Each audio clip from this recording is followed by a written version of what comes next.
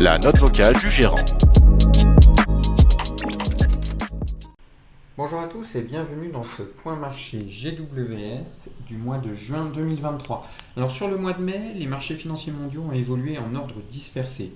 L'indice mondial MSCI World, exprimé en euros, s'adjuge sur la période plus 2,7% et cette performance positive n'est due qu'à la devise puisque le dollar progresse sur la même période de 3% par rapport à l'euro. Après plusieurs mois de surperformance, les marchés européens ont pour leur part consolidé, le CAC 40 abandonnant moins 3,9% en mai. A noter que l'effervescence autour de l'intelligence artificielle a permis à l'indice Nasdaq, exprimé en euros, de regagner pour sa part plus 9,84%. Les dernières semaines auront donc offert un soulagement sur les sujets brûlants du moment, à savoir le plafond de la dette américaine pour lequel un accord à minima a été conclu et le maintien de la note de la dette française par l'agence de notation Standard & Poor's alors qu'une dégradation était redoutée. Les données économiques mondiales soufflent actuellement le chaud et le froid et il est assez compliqué d'en tirer des conclusions quant à la direction que prendra l'économie mondiale à moyen terme. L'activité des services est toujours très dynamique, bien aidée en cela par un marché du travail toujours extrêmement robuste, tandis que l'activité manufacturière reste à la peine. À court terme, l'activité économique se stabilise, mais les perspectives à quelques mois semblent s'assombrir. Aussi, le redémarrage de la Chine, qui avait tant porté les marchés financiers au tournant de l'année, semble pour sa part faire long feu et la situation paraît plus difficile. Cependant, avec une croissance qui devrait se révéler supérieure à 5% sur l'ensemble de l'année, la Chine restera à notre sens un très fort contributeur à la croissance mondiale. Au global, l'activité économique mondiale montre à court terme quelques signes de stabilisation, mais les indicateurs avancés semblent pour leur part se dégrader. Les banques centrales sont toujours dans une situation inconfortable, totalement prise entre deux feux. D'un côté, les hausses de taux passés se diffusent progressivement dans l'économie et ralentissent la croissance, et de l'autre, l'inflation, bien qu'en nette diminution par rapport à ces points hauts, peine à revenir aux cibles à moyen-long terme.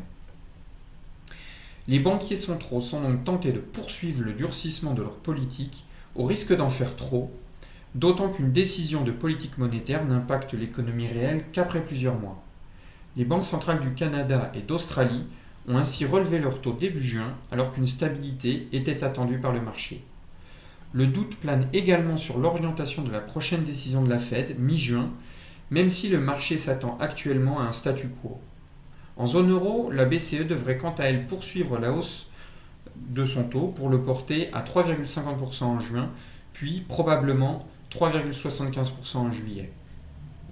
Enfin, sur le front des entreprises, la bonne tenue de la consommation et le net recul des matières premières depuis quelques mois devraient constituer un facteur de soutien des marges à court terme.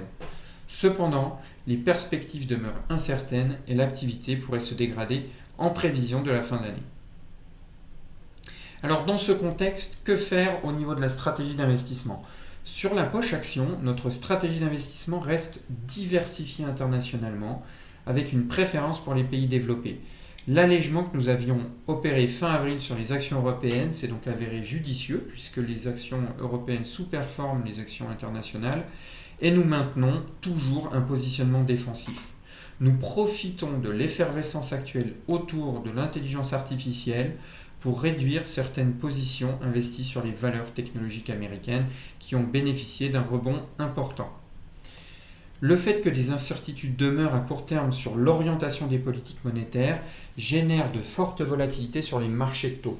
Nous continuons de penser que l'été marquera très vraisemblablement un tournant sur l'évolution des taux, dont la hausse nous semble désormais approcher de son terme. L'inflation étant persistante, la courbe des taux pourrait donc rester inversée encore quelques temps et les taux à court terme devraient se maintenir à des niveaux plus élevés que les taux à long terme. Aussi, nous menons toujours une politique de renforcement opportuniste des obligations au sein des portefeuilles. Sur les obligations à court terme, nous favorisons le rendement généré par le portage d'obligations d'entreprise, tandis que sur la partie à long terme, nous privilégions les obligations souveraines. Merci de votre écoute et à très bientôt pour un prochain point marché Generali Wealth Solutions.